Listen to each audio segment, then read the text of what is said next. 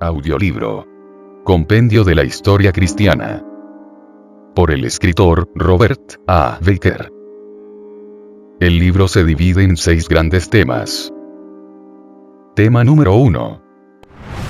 Periodo de los comienzos cristianos. Año 4, antes de Jesucristo, al 100 después de Jesucristo. Introducción al período. Jesucristo nació entre los años 6 y 4 antes de Jesucristo. El error al fijar la fecha de su nacimiento ocurrió porque no empezó a calcularse el tiempo de acuerdo con el nacimiento de Cristo, sino hasta el siglo VI. Se cometió un error de varios años al asignar número a los años que habían transcurrido. El mundo mediterráneo era gobernado por el Imperio Romano en el tiempo del nacimiento de Jesucristo. Sus ejércitos habían invadido Palestina desde alrededor de 60 años antes. La mayor parte de ese tiempo el gobernador de Palestina fue Herodes el Grande. Cuando Herodes murió en el año 4 antes de Jesucristo, Palestina fue dividida para que sus 3 hijos pudieran compartir la autoridad. Felipe gobernó sobre el área extrema noreste del oriente del Jordán. Herodes Antipas gobernó en Galilea y Perea. Los dos estaban en funciones durante el ministerio de Cristo, y hay referencias a ellos en las Escrituras. Arquelao, el tercer hijo de Herodes, recibió la gran sección central de Palestina, que comprendía Judea, Idumea y Samaria, pero fue quitado del cargo por el emperador romano en el año 4 después de Jesucristo. Para gobernar esta porción de Palestina se asignaron gobernadores romanos o procuradores. Durante todo el ministerio de Cristo, el procurador fue Poncio Pilato. Año 26 al 36 después de Jesucristo, que también se menciona en las Escrituras. El cristianismo se extendió rápidamente durante el primer siglo.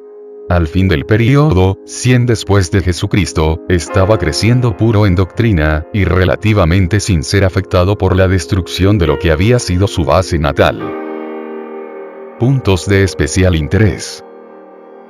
El estudiante debe notar la preparación divina para la revelación en Cristo, no solo en el judaísmo, sino también en otras grandes razas. También debe tener en mente el patrón neotestamentario de una iglesia en funciones, con su carácter local, sus oficiales, su organización y su autonomía. Es en estos asuntos, tanto como en doctrina, que el desarrollo posterior se desvía de su diseño original. Los comienzos del cristianismo histórico. Cualquier persona concienzuda verá con verdadera curiosidad la descripción del apóstol Pablo en Hechos 21, 37 al 40. Pablo había levantado su habitual tumulto, esta vez en el templo en Jerusalén, y solo fue salvado de serias heridas a manos del populacho judío por la intervención de los soldados romanos que hacían la ronda en la ciudad. Al lograr hablar al pueblo desde las escalinatas del castillo de la prisión, se presentan en rápida sucesión 4 aspectos de su vida. 1. Hablaba el idioma griego y era ciudadano de una ciudad notable por su cultura griega. 2. Era ciudadano romano, nótese, Hechos 22, 25 al 29, y 21, 39. 3. Era judío y hablaba fluidamente el hebreo. 4. Era cristiano, y daba testimonio del Maestro a su propia raza.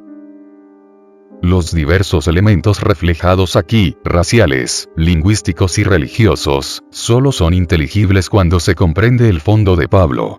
Aquí está la función de la historia eclesiástica: explicar por qué y cómo. Es imposible interpretar a Pablo o a cualquier parte del cristianismo sin entender el fondo histórico. Para el periodo del Nuevo Testamento, este incluye influencias griegas, romanas y judías. Costumbres, partidos, tradiciones, y alusiones que no tienen significado a menos que se expliquen en términos históricos, aparecen constantemente en el Nuevo Testamento. Influencia griega en el cristianismo. Los elementos griegos en el mundo al cual vino el cristianismo, pueden ser trazados desde la conquista de Palestina, y de casi todo el mundo conocido, por Alejandro el Grande en la última mitad del siglo IV a.C. Este soldado macedonio esparció en casi todas partes del mundo conocido la gran cultura y el espíritu de los griegos. Después de la muerte de Alejandro, sus generales militares y sus sucesores gobernaron Palestina por más de un siglo y medio. Sin pretender narrar la notable historia de la vida griega y su desarrollo, las contribuciones sobresalientes de esa raza al movimiento cristiano pueden ser resumidas bajo 3 encabezados. Primero, la filosofía griega. Alguna buena y alguna mala, fue esparcida en todas partes. Muy extrañamente, Dios usó tanto la buena como la mala para preparar la venida de Cristo. La filosofía ateísta y escéptica de los griegos desvió a muchos del mundo gentil de la adoración supersticiosa de los falsos dioses, e intensificó el hambre de su corazón por el Dios verdadero. La buena filosofía griega, por otra parte, preparó al mundo para la venida de Cristo, exaltando el valor del espíritu humano y poniendo un alto valor sobre las verdades espirituales y morales. En segundo lugar, el idioma griego llegó a ser el lenguaje común a través de todo el mundo mediterráneo. Aún en Palestina los buenos judíos estaban forzados a aprender el griego para comerciar en los mercados. El hecho es de mayor importancia de la que puede parecer a primera vista. Entre otras cosas, los misioneros de Cristo pudieron empezar su trabajo inmediatamente sin esperar a aprender un nuevo idioma. Más aún, la presencia de un idioma común daba un sentido de unidad a las diversas razas.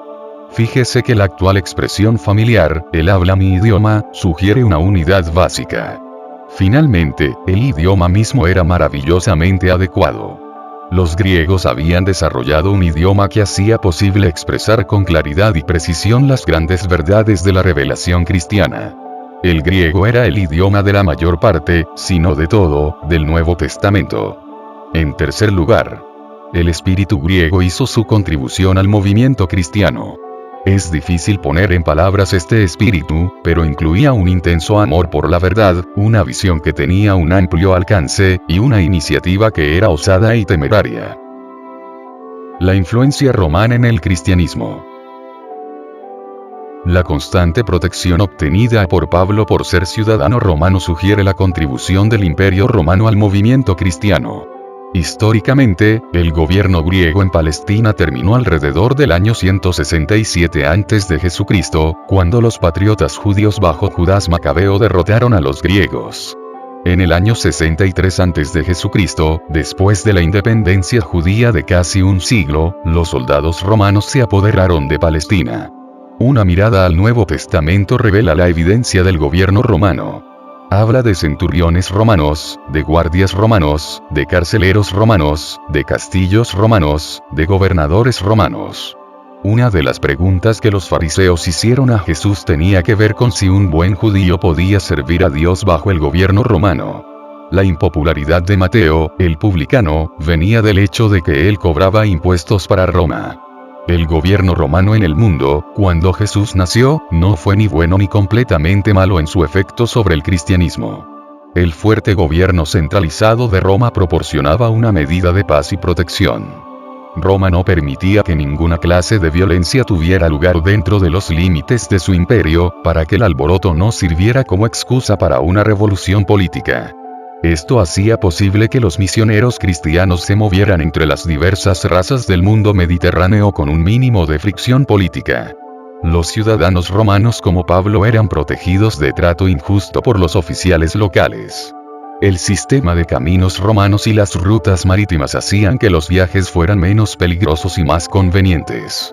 200 años después, el lenguaje de los romanos sería adoptado como el principal medio de expresión religiosa. Por otra parte, el gobierno mundial de Roma llegó a ser el gran enemigo del cristianismo antes de finalizar el primer siglo. Se verá que la mente romana tenía poca comprensión del valor del alma del individuo, escogiendo en cambio, agotar la devoción religiosa al servicio del Estado. Los ejércitos romanos adoptaban los falsos dioses de cada nación que conquistaban, requiriendo solamente que a su vez la nación subyugada aceptara los dioses romanos, incluyendo al emperador romano. Cuando los cristianos rehusaban adorar al emperador romano, sufrían severas persecuciones. La influencia judía en el cristianismo. La tercera influencia racial sobre el movimiento cristiano fue la más significativa. La nación judía proveyó el fondo inmediato de Cristo y de todos sus primeros discípulos.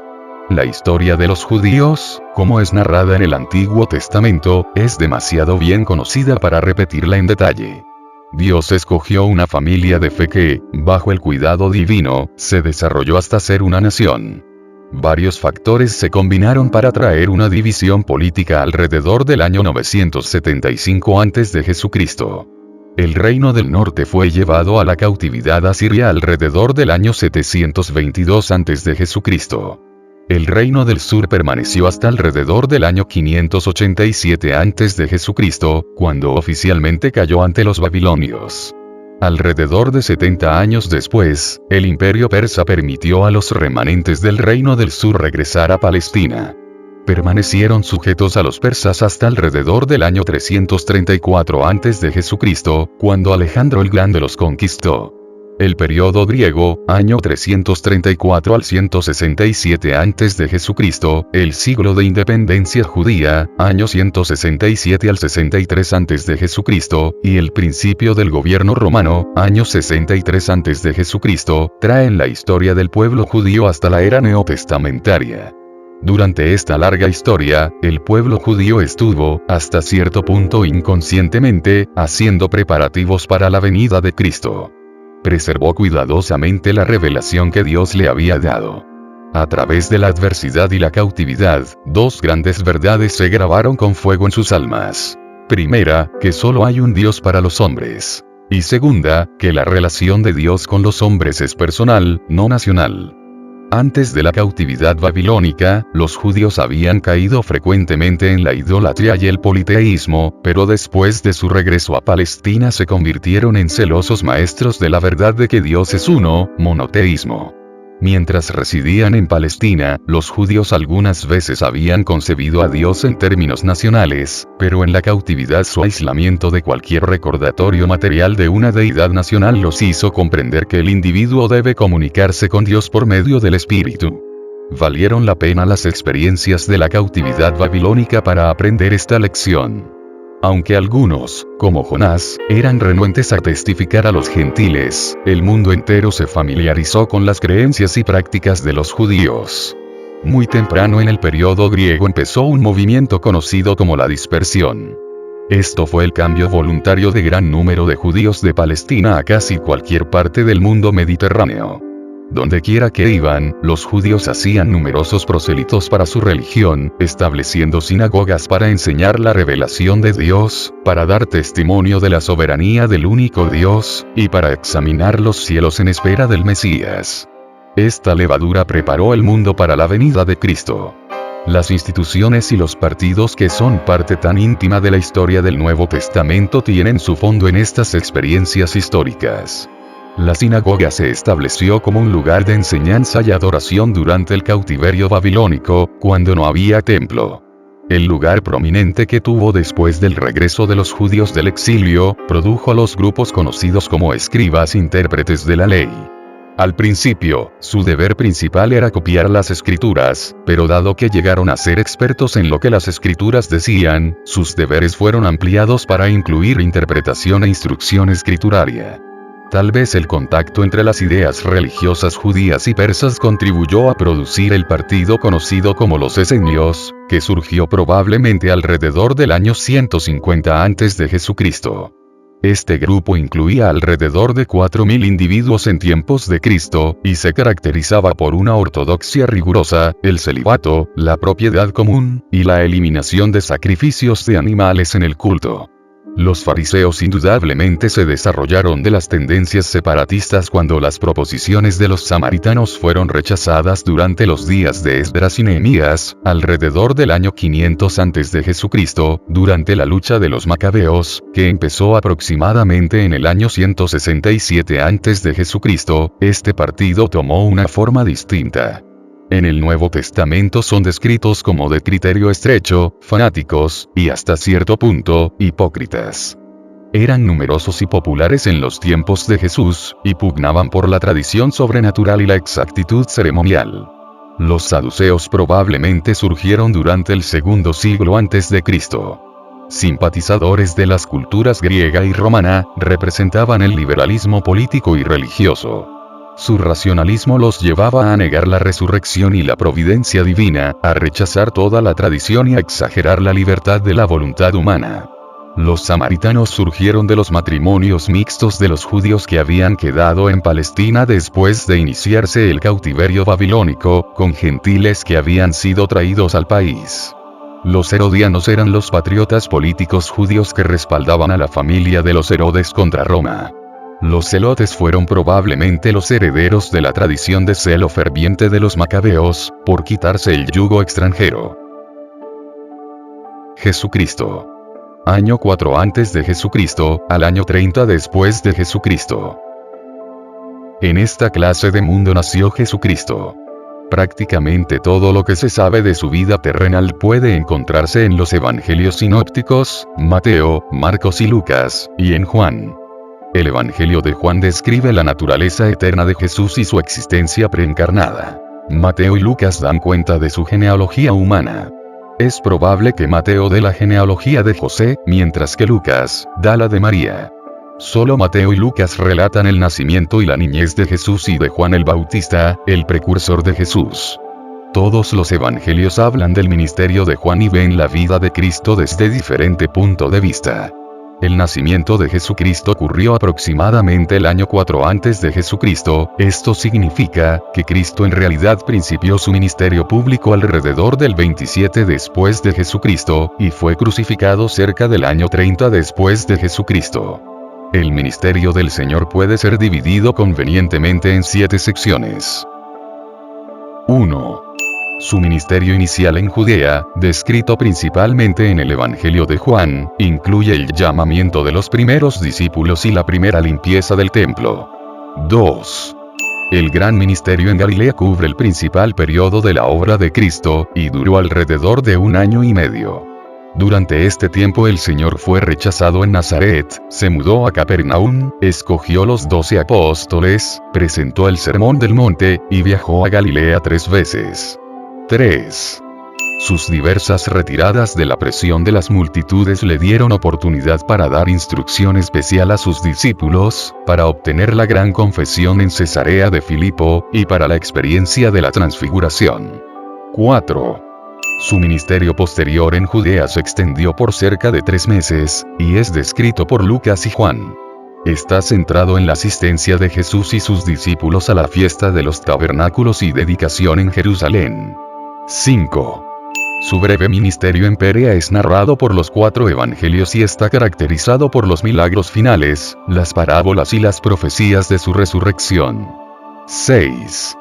La última semana en Jerusalén es tratada con todo detalle por el Evangelio de Juan. Empieza con la entrada triunfal y termina con la crucifixión, y 7. El ministerio después de la resurrección de Jesús, que duró cerca de 40 días antes de su ascensión, marca el fin de la narración del Evangelio. Las enseñanzas de Jesús son notables tanto en su método como en su contenido. Él hizo llegar la verdad por medio de parábolas, preguntas, discursos y debates. El propósito y la persona de Dios fueron revelados en la vida y las enseñanzas de Cristo. El amor debe ser el tema dominante de la vida cristiana. Por el amor de Dios a los hombres. Cristo murió en la cruz por los pecados de los hombres. Por la confianza personal en Cristo, el hombre puede recibir el nacimiento de arriba y obtener la vida eterna.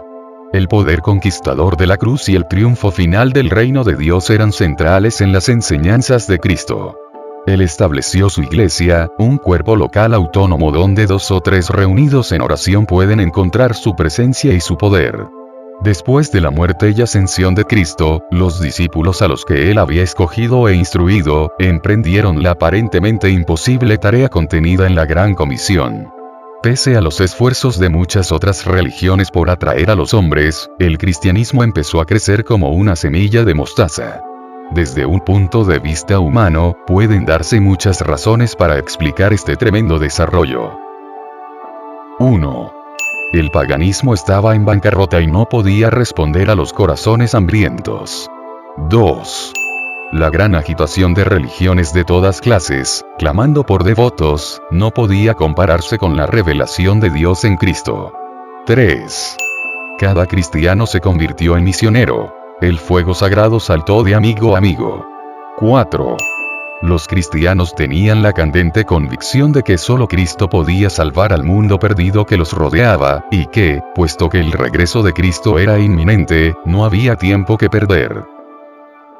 Los 70 años de crecimiento cristiano desde la muerte de Cristo hasta la del último apóstol, pueden ser divididos en 3 períodos. Primer período. El período de testimonio local, del año 30 al año 45 después de Jesucristo. Los primeros 12 capítulos de Hechos describen la historia del movimiento cristiano durante los primeros 15 años después de la muerte y resurrección de Cristo. El Espíritu Santo fue dado de acuerdo con la promesa de Cristo, para dar poder para testificar en un mundo hostil, para traer la presencia de Cristo, para dar comunión y fortaleza y para dar la dirección de Cristo al iniciar movimientos importantes. En Pentecostés fueron salvados hombres de todas partes del mundo, e indudablemente regresaron a sus propias ciudades a establecer iglesias cristianas. La persecución, la necesidad, y las disputas internas, eran solo obstáculos temporales. Ver, Hechos 3:6. El martirio de Esteban marca un punto decisivo en 2 aspectos. Empezó la persecución que sacó a los cristianos de Jerusalén hacia Judea y Samaria, llevando su testimonio. Y movió profundamente a Saulo el perseguidor, hacia una conversión personal a Cristo. El testimonio local se extendió por la predicación de Pedro a los gentiles, por lo que se le pidió dar una explicación ante la iglesia de Jerusalén, la fundación de la iglesia gentil de Antioquía, y por el martirio de Jacobo, el hijo de Zebedeo. La conversión de Saulo, su preparación para el servicio, y su ministerio en Antioquía, proveen el fondo para la segunda etapa del desarrollo cristiano. Segundo período. El período de expansión misionera, año 45 al año 68 después de Jesucristo. Bajo la dirección del Espíritu Santo se inició una nueva dirección en el testimonio, con el principio de los viajes misioneros de Pablo y Bernabé. Pablo es la figura central en cuando menos 3 grandes viajes misioneros entre los años 45 y 58, hasta que fue apresado en el templo de Jerusalén. Durante esos 13 años él escribió 2 cartas a la iglesia de Tesalónica, 2 a la de Corinto, una a los Gálatas, y una a los romanos. Después de su prisión en Roma en el año 61 después de Jesucristo, él escribió las cartas conocidas como Filemón, Colosenses, Efesios, y Filipenses. Probablemente fue puesto en libertad por 4 o 5 años, pero no se conoce el límite de sus viajes durante este tiempo. Sus 2 cartas conocidas como Primera de Timoteo y Tito, fueron escritas durante este tiempo. La tradición sugiere que él pudo haber ido hasta España en un viaje. Fue puesto prisionero otra vez en Roma alrededor del año 67 después de Jesucristo. E inmediatamente antes de su muerte a manos de Nerón, escribió Segunda de Timoteo. Es muy posible que la tradición sea correcta al hablar de una extensa actividad misionera desplegada por otros apóstoles, pero tales relatos son muy pobres y muy lejanos de la ocasión para ser de mucho valor. Es sabido que la actividad misionera de Pablo da cuenta de la fundación de prácticamente todos los centros cristianos importantes del primer siglo. A través de sus esfuerzos se establecieron iglesias en algunas de las ciudades más fuertes del imperio. Entre el primero y el segundo viaje misionero, Pablo y Silas asistieron a un concilio en Jerusalén, alrededor del año 50 después de Jesucristo. Santiago presidió la reunión, y varios discutieron el asunto de si un hombre necesita hacerse judío primero para ser cristiano. Después de que varios hubieron hablado, incluyendo al apóstol Pedro, Santiago dio su decisión de que cualquier gentil podía encontrar la salvación por la simple fe en Cristo, sin pasar por el judaísmo. Durante este período, que se cierra con la muerte del apóstol Pablo en Roma el año 68 después de Jesucristo, se escribieron otros 9 libros que son parte del Nuevo Testamento. Ellos fueron, Santiago, Marcos, Mateo, Lucas, Hechos, Primera de Pedro, Judas, Segunda de Pedro, y Hebreos, posiblemente en ese orden. Tercer período. El período del crecimiento occidental, años 68 al 100 después de Jesucristo. Después de la muerte de Pablo, el centro de la fuerza cristiana se cambió hacia la sección occidental del área mediterránea. Aunque el material de este periodo es escaso, no es difícil encontrar razones para alimentar la tradición del movimiento occidental. Alrededor del año 66, estalló la guerra judía en Palestina, resultando en la completa destrucción de Jerusalén el año 70 después de Jesucristo, a manos de Tito el Romano. Esta catástrofe marcó el fin del templo de Herodes y de los sacrificios de los judíos. Al mismo tiempo desarraigó la iglesia cristiana de Jerusalén y esparció a la gente. ¿En qué dirección debía moverse la cristiandad? La tradición dice que el apóstol Juan fue a Éfeso, cerca del tiempo en que Jerusalén fue destruida. Esto es admisible, puesto que el movimiento más lógico sería hacia los grandes centros eclesiásticos en Occidente establecidos por el apóstol Pablo. En la literatura posterior aparecen aquí y allá indicios de que los cristianos pudieron haberse ido a todas partes del Mediterráneo occidental. La tradición del cristianismo en Bretaña es muy antigua. Tal vez uno de los soldados encadenados al apóstol Pablo fuera ganado por él para Cristo y después fuera transferido a la guarnición en Bretaña, y allí testificaría y organizaría una iglesia cristiana. Posiblemente una situación parecida enviaría las buenas nuevas a Europa Central, al norte de África, y a todas partes, hasta las orillas del Imperio Romano. Los eruditos conservadores atribuyen 5 libros de este periodo al apóstol Juan. Escritos por un hijo del trueno, estos libros contienen advertencias contra el cristianismo diluido tanto como contra el menosprecio de la humanidad y de la deidad de Cristo. Los defensores de tales opiniones heréticas no pueden ser identificados, pero su presencia es significativa en vista de la aparición de esas mismas aberraciones doctrinales en el siguiente siglo. Aparentemente Juan fue desterrado a la isla de Patmos desde Éfeso, durante la fuerte persecución del emperador romano Domiciano, año 81 al 96. El libro de Apocalipsis, que desafía el esfuerzo romano por obligar a los cristianos a adorar al emperador romano, fue escrito al fin de la década del periodo apostólico. Compendio final. La literatura que llegó a ser el canon del Nuevo Testamento no se había compilado todavía en un libro. Las iglesias usaban el Antiguo Testamento junto con los escritos cristianos que podían poseer. Las evidencias muestran que al final del siglo el movimiento cristiano era puro en doctrina y crecía numéricamente. Es cierto que había intentos de todas partes para diluir la naturaleza del cristianismo, pero la dirección apostólica ayudó a mantener una fuerte unidad interna.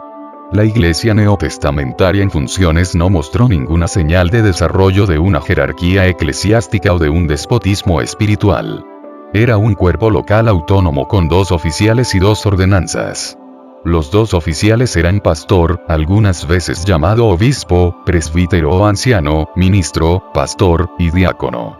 Estos líderes usualmente trabajaban con sus manos para satisfacer sus necesidades materiales.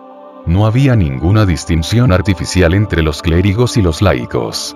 Los pastores no tenían más autoridad al ofrecer la salvación a través de Cristo que la tenía cualquier otro miembro de su iglesia. Sus marcas distintivas eran los dones directivos dados a ellos por el Espíritu y su disposición para ser usados por Dios. En vista de las pretensiones posteriores del obispo o pastor de Roma, debe mencionarse que cada iglesia era completamente independiente de control externo.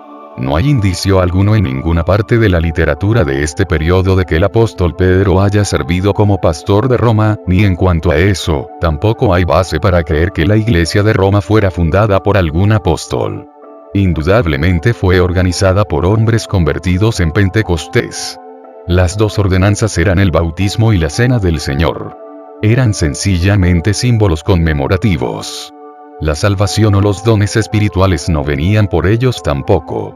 La transferencia de regeneración espiritual y de méritos espirituales a esas ordenanzas es un desarrollo que vino a través de corrupciones posteriores. El culto era sencillo, y consistía del canto de himnos, de oraciones, de la lectura de las escrituras y de exhortaciones. 2. Periodo de dominación pagana, 100-325 después de Jesucristo. Introducción al periodo. La historia del cristianismo entre los años 100 y 325 después de Jesucristo revela un periodo de extremo peligro para el movimiento. 2 peligros lo enfrentaban. 1. hostilidad y violencia del gobierno pagano. Y 2. Corrupción y división interna. Del exterior el principal peligro venía del Imperio Romano. Al terminar la era apostólica, año 100 después de Jesucristo, los emperadores romanos consideraron el cristianismo como proscrito. Esto significaba la muerte para el que se llamara cristiano. En 2 ocasiones durante el período, se hicieron esfuerzos determinados para exterminar el cristianismo por todo el mundo. El alivio vino cuando Constantino abrazó la causa cristiana, tal vez por motivos políticos, y luchó por el puesto de emperador absoluto en 323 después de Jesucristo. El periodo se cierra con el primer concilio mundial de cristianos en Nicea en 325, cuando el cristianismo empezó a crecer en una nueva dirección. Dentro del cristianismo el peligro de corrupción y división surgió de su íntima relación con los movimientos paganos y judíos. El cristianismo era influido internamente por su ambiente. Algunas veces la reacción para combatir la herejía era tan dañina como la corrupción. Este periodo se discute en 3 capítulos, uno que describe la lucha contra las fuerzas externas, uno que describe la lucha contra la corrupción interna, y uno que resume la condición del cristianismo en el año 325. Puntos de especial interés. Diversos asuntos podrían atraer la atención y el interés del estudiante en el estudio de este periodo. Debe notarse la clase de reacción mostrada por los cristianos cuando eran perseguidos, ninguna acción militar como la de los judíos, ningún compromiso general de los principios con el gobierno pagano, sino el despliegue de una literatura eficiente para iluminar a los perseguidores, y la manifestación de la fortaleza cristiana y de un constante testimonio. Debe notarse también la infiltración gradual del error, como puede verse en los escritos del segundo siglo. No puede señalarse un cambio violento, pero el vocabulario cristiano empezó a tomar un nuevo significado y a crecer rápidamente, marcando cambios radicales al modelo del Nuevo Testamento e innovaciones en todas las áreas cristianas. Debe pesarse cuidadosamente la influencia de los diversos partidos en el ambiente pagano, notando la transferencia de ideas,